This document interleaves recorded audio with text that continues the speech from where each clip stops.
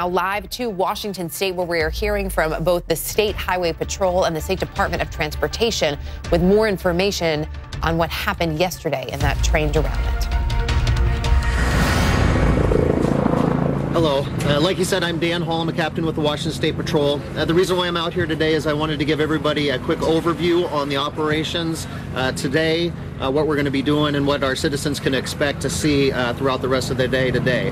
Before I get into that, though, I do want to reiterate a message that we had last night. Again, there are only 3 confirmed fatalities from this tragic accident. We are still seeing some reports out there, whether it be social media or on other news sources, of multiple or more than 3 fatalities. That is not true. There are only 3. If you hear of any other numbers, please make sure that you check with the command post here, and we will verify that information for you.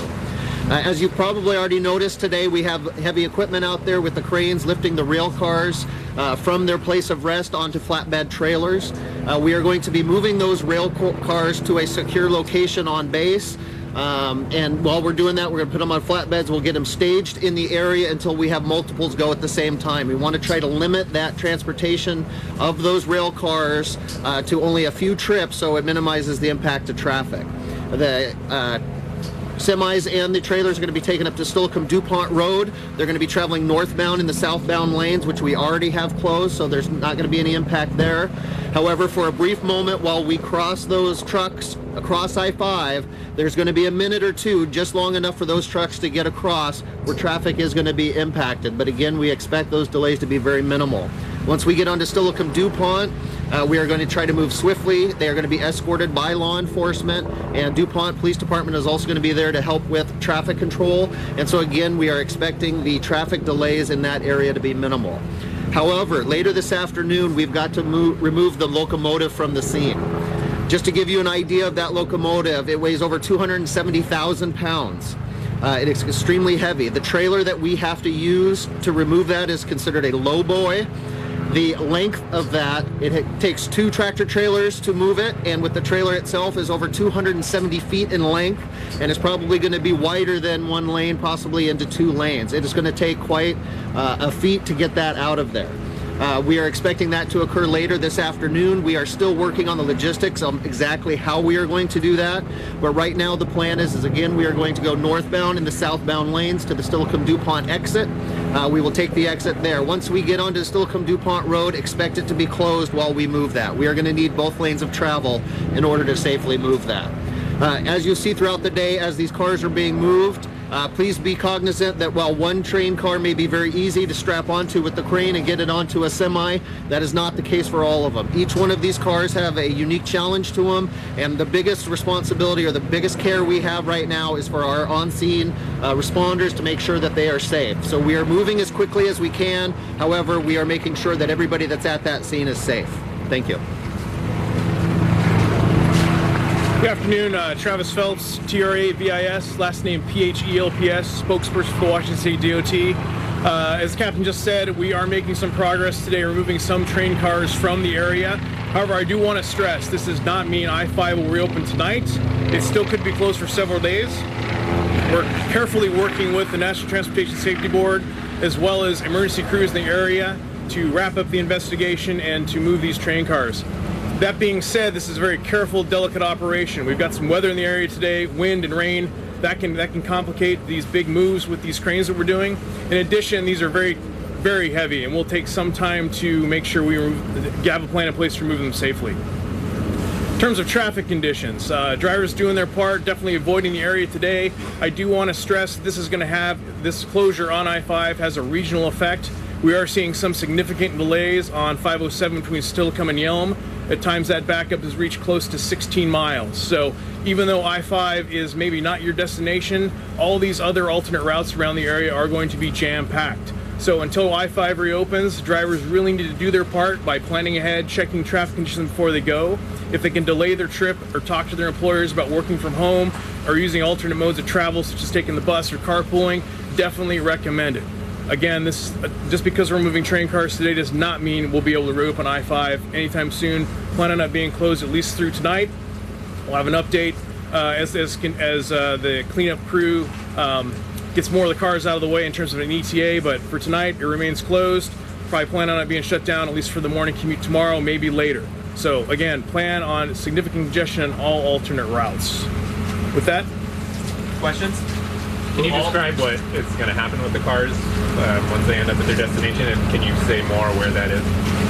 No, I can't say on exactly where they're going to be, but they're going to go to a secure facility on base. And our NTSB investigators are going to continue to inspect them there? Yes, absolutely. Once we get them removed from the scene, NTSB, who has taken over the primary for the investigation of this, will be able to conduct a investigation to document everything that occurred in those cars in a safe environment. Assessment of the roadway. that's going to be the next step. So the question was... So we were just listening there to both the Washington State Highway Patrol and also the state's Department of Transportation, really just sort of talking about what's happening there at the accident scene. These pictures from yesterday evening, I would imagine, or perhaps in the early hours of this morning, as we're looking at them trying to move those cars. It's a delicate operation, as we heard. Obviously, these also are very heavy cars, and they need to be moved with care. We're learning that that stretch of I-5 southbound there, which of course is a major throughway in the area and along the West Coast, could be closed for several days. The wind and the rain also in the area and more in the forecast could impact things as well. But again, they are working to move all of those pieces out of the way so that they can continue their investigation. Also, the State Highway Patrol really going out of the way to confirm that there are 3 fatalities here. There have been some other numbers. He was saying floating around out there, the only confirmed fatalities they have, 3 people. And so, again, we are also sticking with that number, of course, in our reporting. Joining us now, CNN transportation analyst, former Inspector General for the U.S. Department of Transportation, Mary Shiavo, also former U.S. Deputy Assistant Secretary of Transportation for Technology Policy. Oliver McGee is back with us. Good to have both of you with us. Mary, as we look at this, there's a lot of talk today about, first of all, how quickly, or how fast, rather, this train was traveling. It was going 80 miles per hour in an area where it should have been going 30. How does that happen? Well, that's the big question that's going to be looked at by the NTSB, because in this case, what happened in this accident may come down to human intelligence. What did they know? What did they recommend after they did the test runs? And we know they did test runs because there was a lot of criticism about actually opening this service, and many articles in early December of this year. And so what was the train composition when they did the test run? How is it these train engineers did not know that there was still speed limit, even though they had supposedly high-speed trains, that speed limits still apply? Were they not familiar with the track? So much is going to be depend upon the human investigation, because the physical investigation comes down to law of physics. They were going 80 and a 30, and the train becomes like an airfoil. It literally probably flew off the track. And when we look at this, too, there's the human component, but also there's a lot of talk, Oliver, about the technology that could have prevented this. This positive train control, which we're told was not activated, is supposed to be in place there by the spring. What impact could that have had? Could it really have stopped this? Yes. The essence of positive train control, as Mary Shiavo said in the physics of the train movement, is to stop and get stopping distance when we have to negotiate a sharp turn. So it's really about speed control and stopping control, and also working with congestion. It's a sort of communications technology with the cockpit of the train, and it's really also working with, as Mary suggested, the human factors that are involved in running a large train, like what we see in the FAA and running a large aircraft.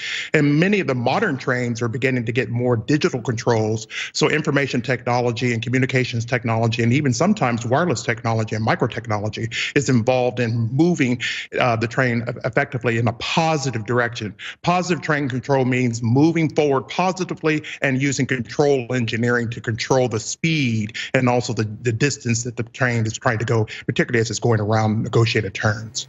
Mary, this isn't the first time that in the wake of a horrific accident involving a train, we have talked about positive train control. It's supposed to be in place across the country by the end of next year, but a number of areas are hitting some hiccups. And there was even an article in this area not too long ago that the local commuter line, Metro North, may not meet its deadline. Why is it so difficult to have this put in place, Mary? Well, the big criticism is expense, and the deadline actually has already passed. It's been extended, so there's been new deadline after new deadline, and rail companies, you know, train operators say it's very expensive to do, but it's also a logistical problem because the train and the track have to work together. And obviously, Amtrak doesn't own all the track that it travels across, but neither does you know any cargo line, et cetera. So it's a logistical problem trying to get everything coordinated together, and it's also a money problem. But here I still keep coming back to, with the modern equipment on the train, and this was fairly new train because it was a high-speed train. Now, it's not a bullet train like in Japan or an Excella, but they should have been aware of the speed limit, but as the other guest said, positive train control would have made it front and center and would have acted to slow the train if it was fully operational. Oliver, we also talked, I believe yesterday, just about the guardrails here, too, that could have made a difference, that we didn't really see. What is that like across the country? I mean, are there specific requirements in terms of where they need to be along all of these tracks? Yesterday, that was driven by the spectacular pictures that we saw, particularly the aerial views. And what we could see very clearly is the intersection of two modes of transportation, rail and highway. And we saw that when they intersect and basically have a technical disaster, then basically what we saw was, as the train was negotiating the turn, you're really trying to control the debris spread. And oftentimes what I thought that it could lead to some infrastructure development on how we look at bridges for which trains have to go over, particularly high-speed rails. And can we put some type of protections as it approaches the bridge so we can basically contain the cars as if something should happen.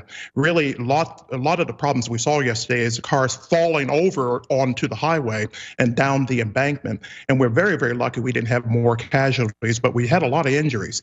But what we want to do is to make sure that we can control the intersection of those two modes of transportation, because as you can see, it's taking about 24 to maybe even 72 hours to clear it all off. And then trying to move a train off a highway, that's like moving a big giant aircraft off the highway. It is no small feat, as was just laid out for us too in that press conference. Oliver McGee, Mary Shiavo, really appreciate you both joining us. Thank you. Thank you.